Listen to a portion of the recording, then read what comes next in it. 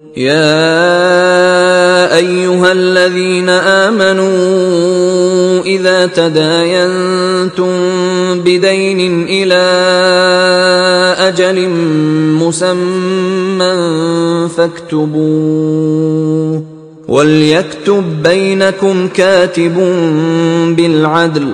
ولا يأب كاتب أن يكتب كما علمه الله فليكتب وليملل الذي عليه الحق وليتق الله ربه ولا يبخس منه شيئا فإن كان الذي عليه الحق سفيها أو ضعيفا أو لا يستطيع أن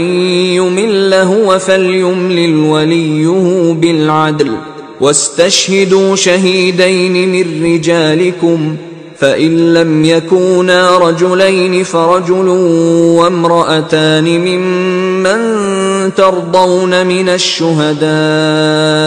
أن تضل إحداهما فتذكر إحداهما الأخرى ولا يأبى الشهداء إذا ما دعوا ولا تسأموا أن تكتبوه صغيرا أو كبيرا إلى أجله ذلكم أقسط عند الله وأقوم للشهادة وأدنى ألا ترتابوا إلا أن تكون تجارة حاضرة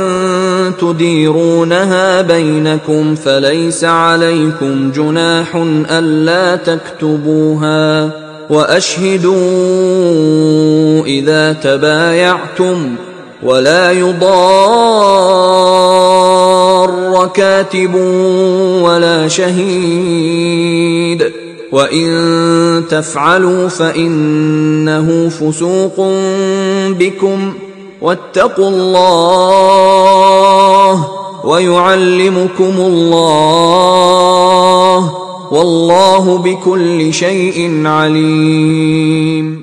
مومنو، جب تم آپس میں کسی میعاد معین کے لیے قرض کا معاملہ کرنے لگو تو اس کو لکھ لیا کرو،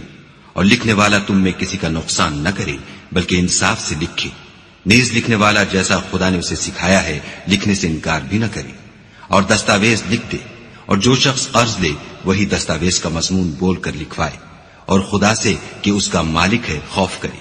اور زر قرض میں سے کچھ کم نہ لکھوائے۔ اور اگر قرض لینے والا بے عقل یا ضعیف ہو یا مضمون لکھوانے کی قابلیت نہ رکھتا ہو تو جو اس کا ولی ہو وہ انصاف کے ساتھ مضمون لکھوائے، اور اپنے میں سے 2 مردوں کو ایسے معاملے کے گواہ کر لیا کرو، اور اگر 2 مرد نہ ہوں تو 1 مرد اور 2 عورتیں جن کو تم گواہ پسند کرو کافی ہیں، کہ اگر ان میں سے ایک بھول جائے گی تو دوسری اسے یاد دلا دے گی، اور جب گواہ گواہی کے لیے طلب کیے جائیں تو انکار نہ کرے، اور قرض تھوڑا ہو یا بہت اس کی دستاویز کے لکھنے لکھانے میں کاہلی نہ کرنا۔ یہ بات خدا کے نزدیک نہایت قرین انصاف ہے، اور شہادت کے لیے بھی یہ بہت درست طریقہ ہے، اس سے تم کو کسی طرح کا شک و شبہ بھی نہیں پڑے گا۔ ہاں، اگر سودا دست بدست ہو جو تم آپس میں لیتے دیتے ہو تو اگر ایسے معاملے کی دستاویز نہ لکھو تو تم پر کچھ گناہ نہیں، اور جب خرید و فروخت کیا کرو تو بھی گواہ کر لیا کرو، اور کاتب دستاویز اور گواہ معاملہ کرنے والوں کا کسی طرح کا نقصان نہ کرے۔